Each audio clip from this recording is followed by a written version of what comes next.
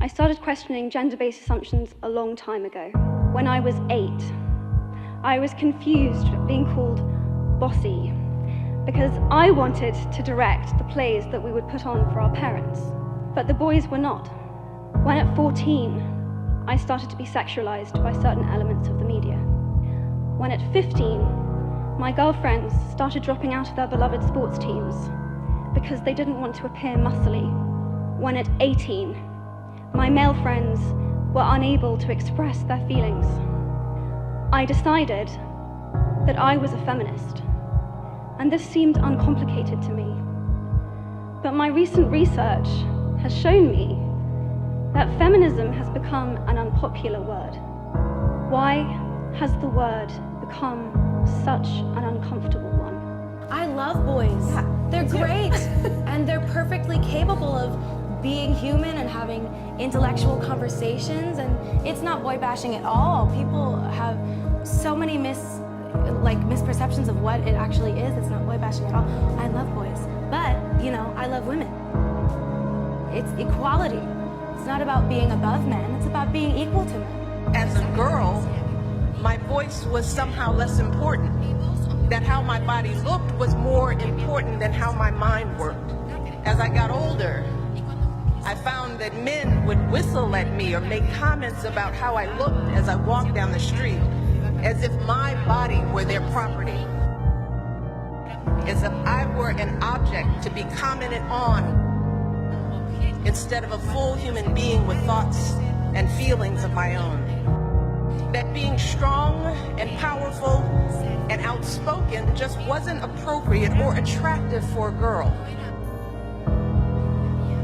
But by the time I started school, I began encountering people outside of my home who had less faith in my ability to reach my goals. People who thought a girl shouldn't have ambition, and they would ask my brother what career he planned to have, but would ask me what kind of man I wanted to marry. Imagine how you would have felt if one day someone told you, sorry, you're a girl. Your dreams stop here. I started to question myself. Was I too loud? Too much? Was I too bossy? Was I dreaming too big? I just got tired of always worrying about what everyone else thought of me. So I decided not to listen to the voices of those who doubted or dismissed me. Instead, I decided to listen to my own voice. If a guy shares his experience in writing, he's brave. If a woman shares her experience in writing, she's oversharing. And she's over-emotional, or she might be crazy, or watch out, she'll write a song about you. Yeah, well, there is that. But that joke is so old, and it's coming from a place of such... We are mothers, we are caregivers, we are artists, we are activists, we are entrepreneurs, doctors, leaders of industry and technology. Our potential is unlimited. We rise. We rise. The charts right now, it's so many uplifting songs from women. I feel like it's just inspiring for any girl that's out there that wants to be in this industry or anything, and be anything in general. They're like, I can do it too, My body, my choice! My body, my choice! What can I say about being a woman in the music business? What can I say about being a woman? When I first started writing songs, I didn't think in a gender-specific way. I didn't think about feminism. I just wanted to be an artist. I was, of course, inspired by Debbie Harry and Chrissie Hynde and Aretha Franklin, but my real muse was David Bowie. He embodied male and female spirit, and that suited me just fine. He made me think there were no rules, but I was wrong. There are no rules if you're a boy. If you're a girl, you have to play the game. What is that game? You are allowed to be pretty and cute and sexy, but don't act too smart. Don't have an opinion.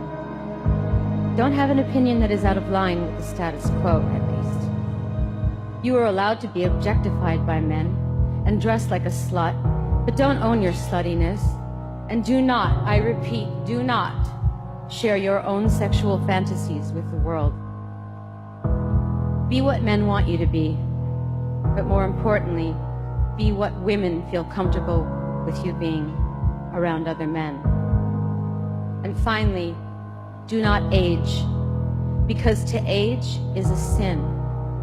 You will be criticized, you will be vilified, and you will definitely not be played on the radio. I'm a different kind of feminist. I'm a bad feminist. Women have been so oppressed for so long, they believe what men have to say about them. And they believe they have to back a man to get the job done. And there are some very good men worth backing, but not because they're men, because they're worthy. As women, we have to start appreciating our own worth and each other's worth. Seek out strong women to befriend, to align yourself with, to learn from, to be inspired by, to collaborate with, to support, to be enlightened by. As I said before, it's not so much about receiving this award as it is having this opportunity to stand before you and really say thank you as a woman, as an artist, as a human.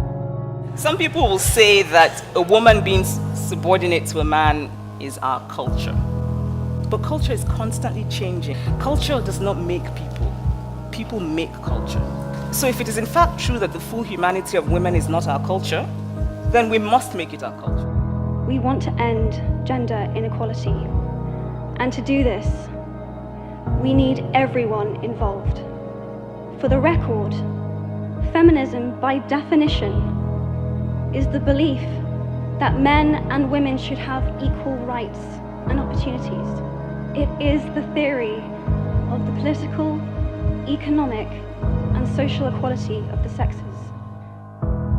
If you believe in equality, you might be one of those inadvertent feminists that I spoke of earlier.